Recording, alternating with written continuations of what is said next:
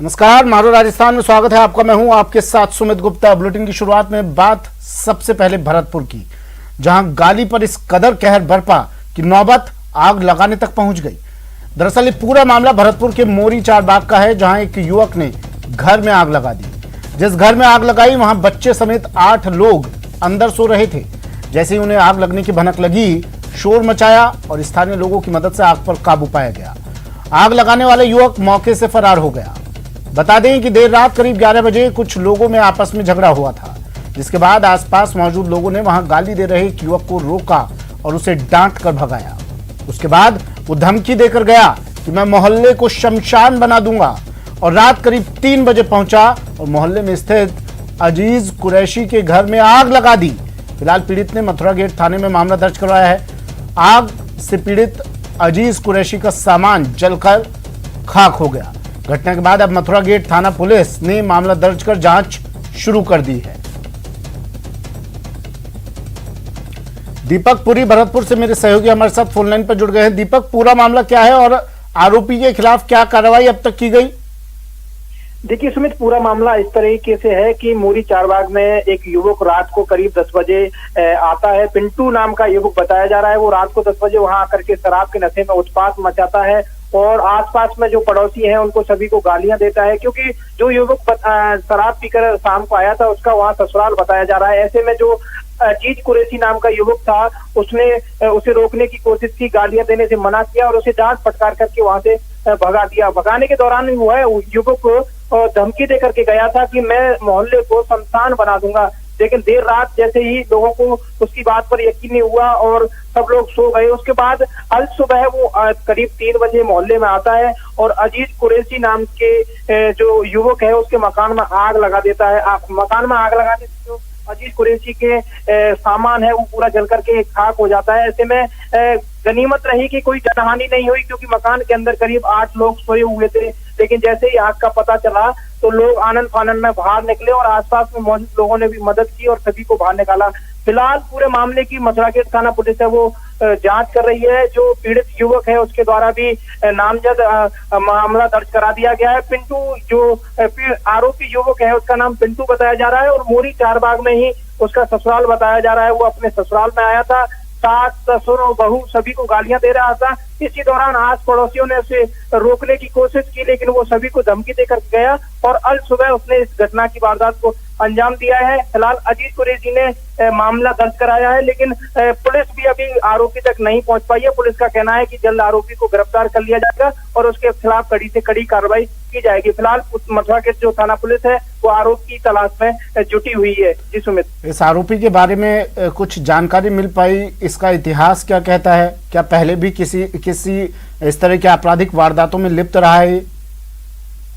देखिए पुलिस का इसमें कहना यह है सुमित कि अभी इस आरोपी की जांच की जा रही है, लेकिन हमने जैसे आस पड़ोसियों से बात की तो उसमें खुल के सामने ये आया कि ये आदतन अपराधी बताया जा रहा है और पहले भी ऐसी कई घटनाओं को के अंजाम दे चुका है। और 12 सितंबर की रात को भी एक घटना हुई थी, वो उस घटना में अभी ये जो आरोपी है वो लिप्त था। तो इस पूरे मामले की पुलिस जांच कर रही है, लेकिन अभी खुलकर के सामने नहीं आया है कि किस तरह से ये घटना हुई, क्या हुआ। लेकिन पुलिस पूरे मामले की जांच कर रही है। अब ये सुमित इन्वेस्टिगेशन का विषय है कि क्या वारदात हुई है, क्या ये आरोपी पहले भी कई घटनाओं को अंजाम दिया है, क्या ये आरोपी के खिलाफ पहले भी थानों में मुकदमा दर्ज है। ये पूरा पुलिस के अनुसंधान का विषय है। फिलहाल मथुरा गेट थाना पुलिस का ये कहना है कि जैसे ही आरोपी को गिरफ्तार किया जाएगा। चलिए, शुक्रिया दीपक तमाम जानकारी के लिए। दीपक पुरी मेरे सहयोगी भरतपुर से हमारे साथ फोन लाइन पर जुड़े। एक आरोपी आता है, धमकी देकर जाता है, उसके बाद घर में आग लगा देता है। गाली गलौच हुई, गाली देने से इसे रोका गया तो इसने इस वारदात को अंजाम दे दिया।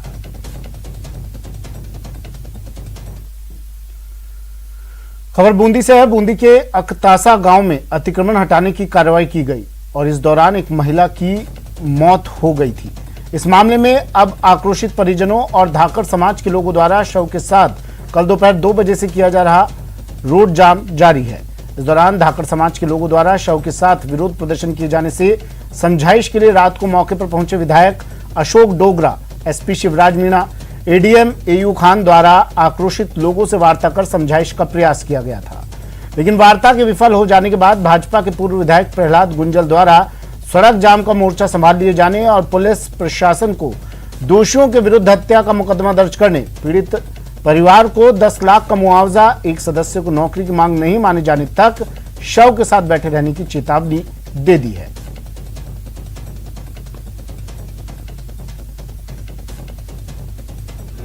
पुलिस की लाठी से गरीब महिला की हत्या हो जाए और 24 घंटे होने जा रहे हैं, सरकार के कान में चू नहीं रहेंगे। अब आर पार की लड़ाई होगी। हमने बहुत स्पष्ट बोल दिया है, ऐसा क्रूर चेहरा मैंने मेरे जीवन में नहीं देखा। लाठी मार दी, हत्या हो गई, बाल पकड़कर घसीटते हुए पुलिस उसको अस्पताल ले जा रही है, बेहोशी का नाटक कर रही है, और डॉक्टर उसकी नब्ज देखकर कह रहा है बेहोशी का नाटक नहीं कर रही है, ये तो गई। तब पुलिस सख्ते में आती है।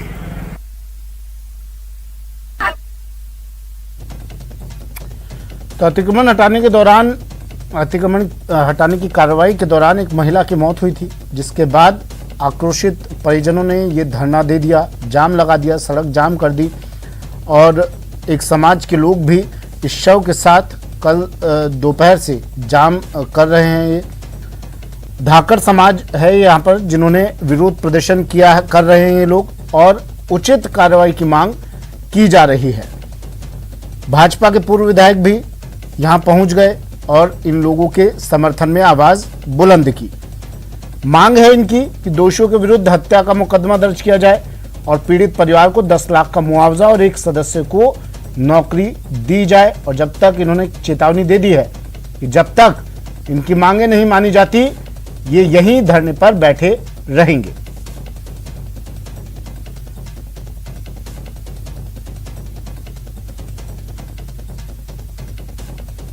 बूंदी की यह घटना है, महिला की मौत पर बवाल जारी।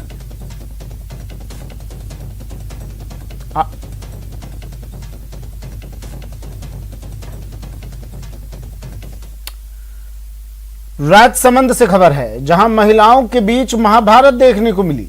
यहां घुमंतु समाज की महिलाएं आपस में भिड़ गई और एक दूसरे को जमकर पीटा, जिसकी वजह से मौके पर तमाशबीनों की भारी भीड़ लग गई।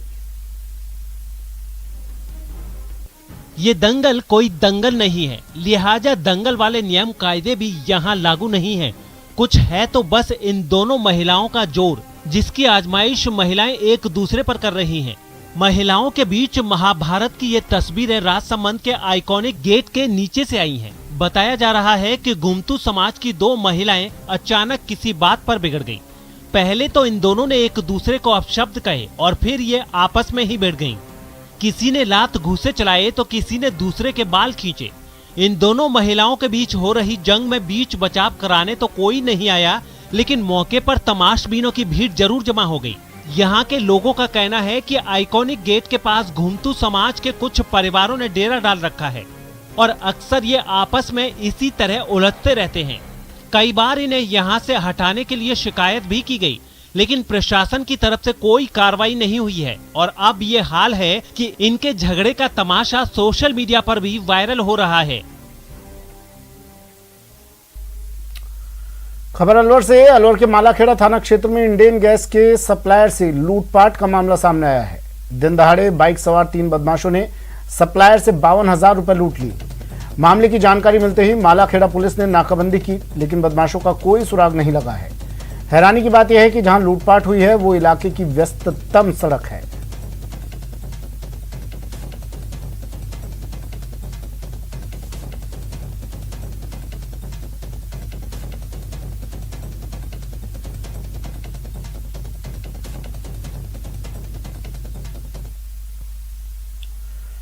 उदयपुर जिले के कानोड़ क्षेत्र के लूणदा कस्बे में चोरों ने जैन मंदिर को निशाना बनाया।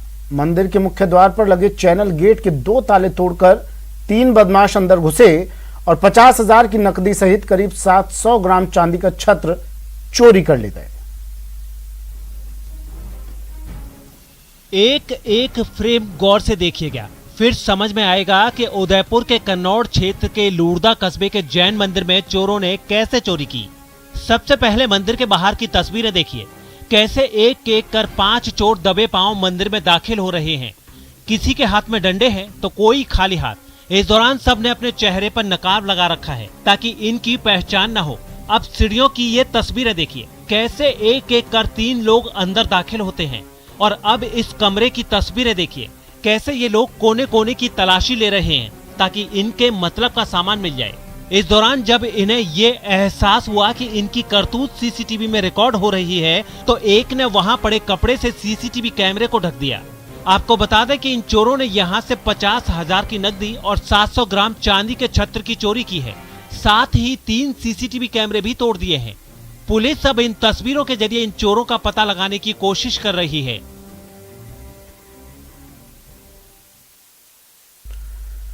सवाई माधोपुर में चोरी की वारदातों से लोग परेशान हैं। यहां गंगापुर सिटी कस्बे में कोतवाली के पास एक साथ 2 दुकानों में चोरी हो गई। चोर दुकानों से लाखों की नकदी और सामान लेकर फरार हो गए। टूटे हुए शटर, टूटे हुए ताले और दुकान के अंदर बिखरा हुआ सामान, साथ ही बाहर लगी भीड़ ये बताने के लिए काफी है कि इन दुकानों में चोरी हुई है। दोनों दुकानों में चोरी की ये तस्वीरें सवाई माधोपुर के गंगापुर सिटी कस्बे से आई हैं। खास बात यह है कि कोतवाली के पास ही इन दोनों दुकानों में बुधवार की रात चोरों ने शटर तोड़कर हजारों की नकदी और कीमती सामान ले गए। महेश किराना स्टोर और विनोद जनरल स्टोर नाम की इन दोनों दुकानों के मालिकों को इस चोरी की खबर तब लगी जब ये लोग दुकान खोलने गुरुवार की सुबह सुबह दुकान पर पहुंचे। हमारी किराना की दुकान है, रात को शटर खोल और दुकान में से एक तो गल लगा है पूरा और एक पीपा में 15,000 रुपए गए। 1,60,000 के लगभग केस था और 27,000 के दुकानदार थे। सवाई माधोपुर में पिछले कुछ दिनों से दुकानों में चोरी की वारदातें बढ़ती जा रही हैं। ऐसे में यहाँ के लोग पुलिस वालों से काफी नाराज हैं और उनका कहना है कि पुलिस की लापरवाही से ही चोरों के हौसले बुलंद हैं। वहीं प्रतापगढ़ में भी चोरों का आतंक देखने को मिला। यहां छोटी सादड़ी थाना क्षेत्र के जालोदिया केलूखेड़ा गांव में शातिर चोरों ने 3 घरों को अपना निशाना बनाया। चोरों ने सीसीटीवी कैमरे को भी नुकसान पहुंचाया। ग्रामीणों के मुताबिक चोरों ने 3 घरों को निशाना बनाते हुए गहने, नकदी और फसल का कट्टा तक चुरा लिया।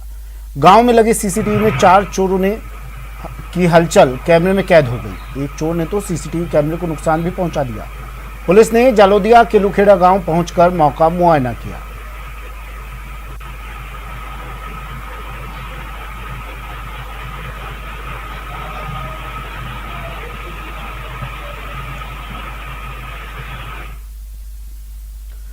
वहीं अलवर जिले के रामगढ़ कस्बे में प्राचीन भूड़ वाले हनुमान मंदिर जाने वाले रास्ते पर गंदगी और कीचड़ जमा है। ऐसे में यहां के स्थानीय लोग, ग्रामीण आक्रोशित हैं। उन्होंने आंदोलन की चेतावनी दे दी है।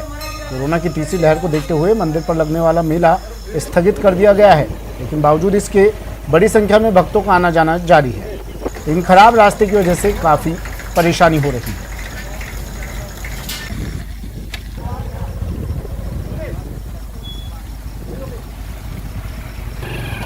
आज हमारे बुढ़वाले हनुमान जी का हर वर्ष की बात मेला था, परंतु कोरोना की गाइडलाइन को देखते हुए मेला स्थगित कर दिया गया है। परंतु मैं प्रशासन से अनुरोध करता हूं कि इस मंदिर के भक्त जिनकी श्रद्धा इस मंदिर से जुड़ी हुई है वो आए थे, परंतु उनकी क्या हालत हुई। आज बच्चे पानी में गिर रहे थे, 2-2 फुट पानी।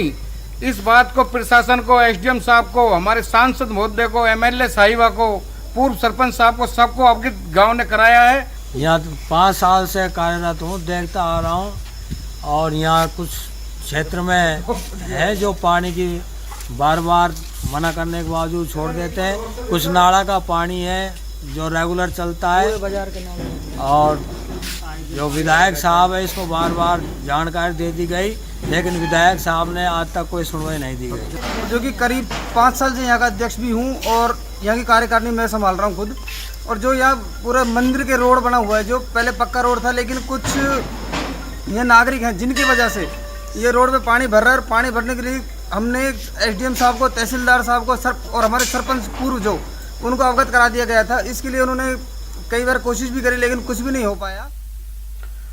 कोटा के दादाबाड़ी थाना क्षेत्र में हिट एंड रन मामले में गोलमोल कार्रवाई करने के मामले में सब इंस्पेक्टर घनश्याम चौधरी पर गाज गिरी है। एसपी ने डीएसपी से मामले की जांच करवाने के बाद दादाबाड़ी थाने में तैनात सब इंस्पेक्टर घनश्याम चौधरी को लाइन हाजिर कर दिया है। मामले के मुताबिक यहां 2 दिन पहले रात को हिट एंड रन का मामला सामने आया था। शराब के नशे में धुत कार सवार एक युवक और 2 युवतियों ने एक के बाद एक 3 वाहनों को टक्कर मार दी थी। इस हादसे में ओम प्रकाश नाम के शख्स के पैर में चोट आई थी, लेकिन एसआई घनश्याम चौधरी बिना मुकदमा दर्ज किए ही मामले को रफा दफा कर रहे थे। डीएसपी अंकित जैन ने बताया कि मामले की जांच में सामने आया कि एसआई घनश्याम ने रिपोर्ट लिखने में देरी की है। पीड़ित की शिकायत पर कार चालक पूजा सिंह को गिरफ्तार किया गया है और दुर्घटना थाना पुलिस मामले की जांच कर रही है।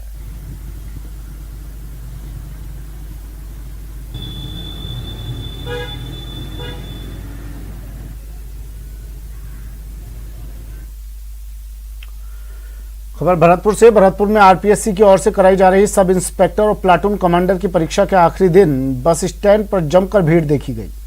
शाम के वक्त परीक्षा खत्म होने के बाद हजारों परीक्षार्थी बस स्टैंड पर बसों का इंतजार करते नजर आए और अपनी जान जोखिम में डालकर बसों में लटकते नजर आए।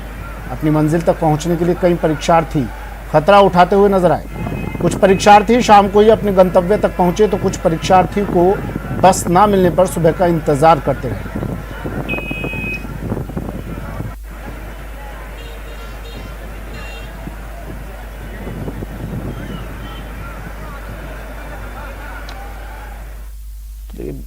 दीपक मेरे सहयोगी हमारे साथ फोन लाइन पर जुड़े हुए हैं। दीपक, ये तस्वीरें देखकर थोड़ा डर लगता है।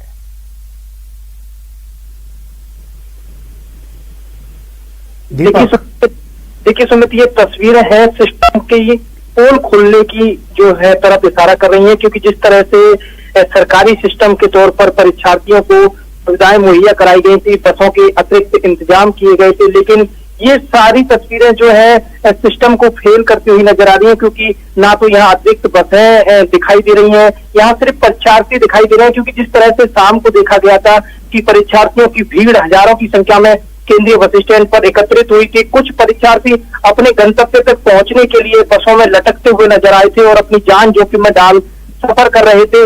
हजारों परीक्षार्थी जो है शाम को अपने गंतव्य तक पहुंचने की कोशिश की थी, लेकिन जब साधन नहीं मिले, वाहन नहीं मिले, उसके बाद वो परीक्षार्थी रात में ही बस स्टैंड पर बने रहे। उसके बाद सुबह जब बस स्टैंड पर बसें आई तो उन्होंने बसों से अपने गंतव्य तक पहुंचने के लिए सफर किया। लेकिन जिस तरह से सुमित तस्वीरों में देखा जा रहा है कि परीक्षार्थी जो है बसों की खिड़कियों से होकर के और बसों में अंदर प्रवेश कर रहे हैं, छतों पर बैठे हुए नजर आ रहे हैं और खिड़कियों से लटकते हुए जा रहे हैं। तो ऐसे में कहा जा सकता है कि एक बड़ा हादसा होने की ओर भी ये तस्वीरें जो है इशारा कर रही हैं, क्योंकि पहले ही प्रशासन को सारी जो व्यवस्था है वो समुचित कर लेनी चाहिए थी, क्योंकि पता था कि हजारों की संख्या में जो परीक्षार्थी हैं वो परीक्षा केंद्रों पर पहुंचेंगे, परीक्षा देंगे। तो ऐसे में कहा जा सकता है कि कहीं ना कहीं सिस्टम की खराबी के चलते और ये तस्वीरों पे जो है सामने आई है, प्रशासन अगर पहले सचेत होता, व्यवस्थाएं मुहैया कराई जाती तो शायद परीक्षार्थियों को परीक्षा देने में भी परेशानी नहीं होती और अपने गंतव्य तक पहुंचने में भी उनको आसानी होती। ऐसे में बसों के अतिरिक्त इंतजाम के बारे में जब हमने रोडवेज प्रशासन से बात की तो उन्होंने कहा कि बसों के अतिरिक्त इंतजाम किए गए थे, लेकिन परीक्षार्थियों की भीड़ इतनी थी कि जो अतिरिक्त बसें लगाई गई थी उनमें भी परीक्षार्थी सही तरह से नहीं आ पाए और वो अपने गंतव्य तक नहीं पहुंच पाए। ऐसे में जो परीक्षार्थी यहाँ पहले से अंदाजा, पहले से कोई अनुमान नहीं था कि परीक्षार्थियों की इतनी भीड़ आ सकती है?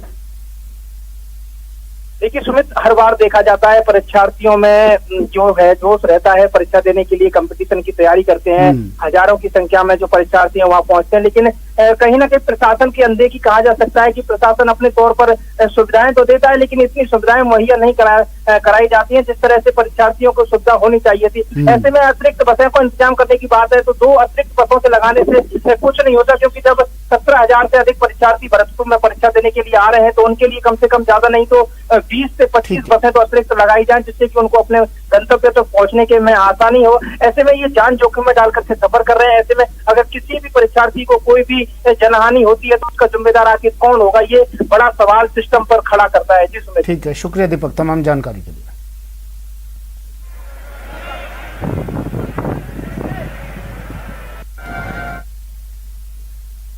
गणेश चतुर्थी के मौके पर देश भर में गणपति की स्थापना की गई, लेकिन गणपति की सबसे अच्छी मूर्ति देखने को मिली हरिद्वार के गीता भवन में। वहां भगवान गणेश वैक्सीनेशन के लिए लोगों को जागरूकता की सीख देते नजर आए।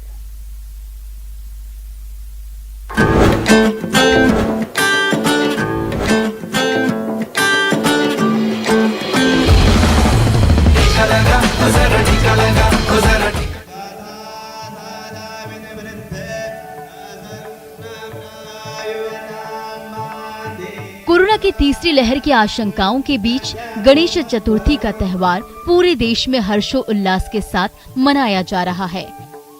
हालांकि कोरोना प्रोटोकॉल की पाबंदियों के बीच श्रद्धालु तमाम एहतियात बरत रहे हैं, लेकिन त्योहारी मौसम की शुरुआत के लिहाज से लोगों में अब भी जागरूकता की कमी देखी जा रही है और लोगों को इसी जागरूकता का पाठ पढ़ाने के लिए हरिद्वार में एक पूजा समिति ने अनूठा प्रयास किया। समिति के सदस्यों ने लोगों को जागरूक करने के लिए गीता भवन में वैक्सीनेशन थीम पर गणपति की स्थापना की और भगवान गणेश को वैक्सीनेशन के आकार की बोतल में बिठाया। हाथों में इंजेक्शन थामे गणपति की ये प्रतिमा इतनी सुंदर और जीवंत थी कि भक्त भी भाव विभोर होते नजर आए। गणपति की स्थापना करने वाली समिति के सदस्यों का कहना है कि लोगों में श्रद्धा के साथ कोरोना वैक्सीनेशन के लिए जागरूकता आए, इसलिए इस साल गणपति पूजा की थीम वैक्सीनेशन रखी गई। हम गणपति जी के माध्यम से ये संदेश लोगों को देना चाहते हैं, जो महामारी आजकल फैली हुई है कोरोना की और जिसका तीसरी लहर का जो हल्ला मचा, जो कि बच्चों पे बहुत ही खतरनाक है। हम उसके भांति गणेश जी को हमने बाल रूप देके वैक्सीनेशन के अंदर हमने गणेश जी की स्थापना करी है, ताकि जो लोगों ने वैक्सीन नहीं लगवाई है वो प्लीज वैक्सीन से डरे नहीं और वैक्सीन को लगाएं। गणपति पूजा समिति के सदस्यों के मुताबिक मूर्ति को बाल रूप देने का उद्देश्य तीसरी लहर के प्रति लोगों को जागरूक करना है। जैसा कि कहा जा रहा है कि तीसरी लहर बच्चों के लिए काफी खतरनाक है, लिहाजा इसी खतरे को भांपते हुए भगवान गणेश का बाल रूप दिखाया गया। वर्ष भी गणेश जी जो हैं एक संदेश लेकर के आए हैं कि उनके हाथ में एक तो इंजेक्शन है और दूसरे हाथ में वैक्सीन है और ये संदेश दे रहे हैं कि सभी जो है वैक्सीनेट हो जाएं, सबको वैक्सीन लगे और इस महामारी से सभी मुक्ति पाएं। जाहिर तौर पर हरिद्वार की इस पूजा समिति का प्रयास काफी प्रेरणादायक है। उम्मीद है लोग वैक्सीनेशन थीम पर बने बाल गणेश की प्रतिमा में छिपे संदेशों को समझेंगे और कोरोना की तीसरी लहर के खतरे को कम किया जा सकेगा। Bureau report, news 18 network. Break के बाद स्वागत है आपका और अब बात राजस्थान के नंबर 1 बनने की। राजस्थान नंबर 1 बना है फिर से, लेकिन किस मामले में ये देखिए। अपराध के मामले में, दुष्कर्म के मामले में राजस्थान नंबर 1 पर है। एनसीआरबी की रिपोर्ट आई। एनसीआरबी 2020 के आंकड़े जारी हुए और प्रदेश में सबसे ज्यादा रेप केस के आंकड़े एनसीआरबी ने बताया कि राजस्थान में सबसे ज्यादा रेप केस दर्ज हुए हैं। मरुधरा में 5310 रेप के मामले दर्ज हुए हैं। मरुधरा में सबसे ज्यादा शर्मनाक अपराध हुए हैं। देश में साल 2020 में कुल बलात्कार के 28,046 मामले दर्ज हुए। महिलाओं पर अत्याचार की कहानी खत्म होने के बजाय बढ़ती ही जा रही है। साल 2020 में भी महिलाओं के साथ दुष्कर्म की घटना कम होने की बजाय बढ़ती ही गई। रोजाना रेप के 77 मामले दर्ज हुए। राजस्थान नंबर 1 पर है, जहां महिलाओं के साथ सबसे ज्यादा रेप की घटनाएं हुई हैं। राष्ट्रीय अपराध रिकॉर्ड ब्यूरो के मुताबिक साल 2020 में बलात्कार के 28,046 मामले दर्ज हुए। महिलाओं के साथ रेप की बात करें तो पूरे देश में पिछले साल 3,72,503 मामले दर्ज किए गए, जबकि 2019 में इसकी संख्या 4,05,326 और 2018 में 3,78,236 मामले सामने आए थे। महिलाओं के खिलाफ हिंसा में बड़ी संख्या में दुष्कर्म के मामले सामने आए हैं। 2020 में दुष्कर्म के कुल 28,046 मामले दर्ज हुए और 28,153 महिलाएं अपराधियों की शिकार बनी।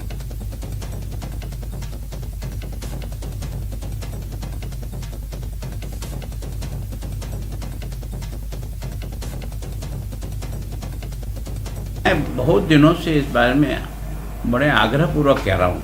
कारण क्या है कि गृह विभाग ऐसा है जिसमें प्रतिदिन मॉनिटरिंग के लिए घंटे 2 घंटे पुलिस के साथ, एसपी के साथ घटने वाली घटना को लेकर के नीचे तक जो है मॉनिटरिंग प्रॉपर हो, इसके लिए आवश्यक रहता है। लेकिन इन्होंने कोई सहयोगी अपना बना नहीं रखा और इनको इतना समय मिलता भी नहीं है। बड़ी मुश्किल से हम लोगों ने प्रयत्न करके राजस्थान महिला अपराध की दृष्टि से टॉप दूसरे पे था, जो हम चौथे तक ले जाने में सफल हुए। और पिछले कुछ समय से राजस्थान महिला अपराध की दृष्टि से और विशेष करके बलात्कार की दृष्टि से राजस्थान टॉप हिंदुस्तान में पहुंच गया। अब वो उत्तर प्रदेश से हमारा क्या मुकाबला, उत्तर प्रदेश हमसे 3 गुना है, लेकिन फिर भी क्राइम की दृष्टि से सोचे तो उत्तर प्रदेश क्राइम में हमसे भी कम है। इसका मतलब हमारा क्राइम कितना अधिक है पॉपुलेशन के आधार पर, तो मैं सोचता हूँ चौंकाने वाला है। खबर सीकर से है, जहां एक युवती से सामूहिक दुष्कर्म का मामला सामने आया है। शराब के नशे में धुत 4 युवकों ने शहर की एक रेजिडेंसी के फ्लैट में युवती के साथ सामूहिक दुष्कर्म किया। युवती बंगाल की रहने वाली बताई जा रही है और यहां एक युवक के साथ आई थी। जानकारी के मुताबिक रामेश्वरम रेजिडेंसी के फ्लैट में एक युवक बंगाल की युवती को लेकर आया था। यहां 3 युवक और मौजूद बताए जा रहे हैं। इन चारों ने जमकर शराब पी और युवती के साथ दुष्कर्म किया। देर रात किसी तरह युवती फ्लैट से बाहर निकली और शोर मचाकर पड़ोस के फ्लैट में रहने वालों को पूरा वाकया बताया। इसके बाद पड़ोसियों ने पुलिस को सूचना दी। देर रात सदर थाना पुलिस मौके पर पहुंची। पुलिस के पहुंचने से पहले 2 युवक मौके से फरार हो गए, जबकि 2 को पुलिस ने पकड़ लिया है। युवती की हालत खराब होने की वजह से उसे अस्पताल में भर्ती करवा दिया गया है। सदर थाना पुलिस का कहना है कि जो 2 युवक फरार हुए हैं उनकी तलाश की जा रही है।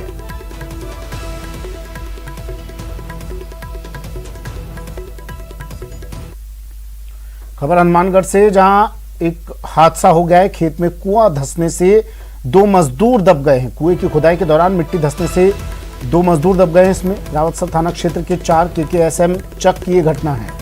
पुलिस प्रशासन ने रेस्क्यू ऑपरेशन शुरू कर दिया है। दीनदयाल और आशाराम इन मजदूरों का नाम बताया जा रहा है।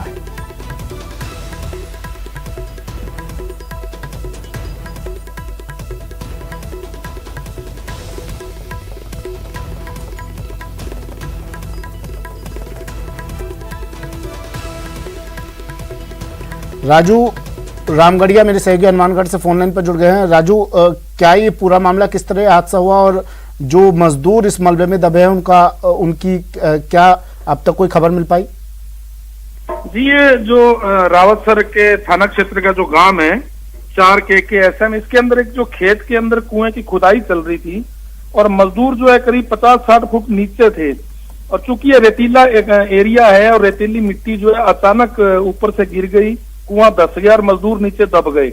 और जो साथी थे बाहर, उन्होंने पुलिस को सूचना दी, प्रशासन को सूचना दी। फिलहाल रेस्क्यू ऑपरेशन जारी है। मजदूरों को जो निकालने के प्रयास किए जा रहे हैं, मगर मिट्टी में मजदूर बताए जा रहे हैं कि 50 फीट नीचे दबे हुए हैं। और ये जो बीकानेर के लूणकरण क्षेत्र के रहने वाले दीनदयाल और आसाराम 2 मजदूर हैं, इनको निकालने के लिए पुलिस प्रशासन की रेस्क्यू टीम फिलहाल लगी हुई है। जी ठीक है, शुक्रिया राजू तमाम जानकारी के लिए। तो मजदूर दब गए हैं इस मलबे में और उनको निकालने की कोशिशें रेस्क्यू टीम द्वारा जारी है। वक्त एक ब्रेक का, जल्द हाजिर होंगे।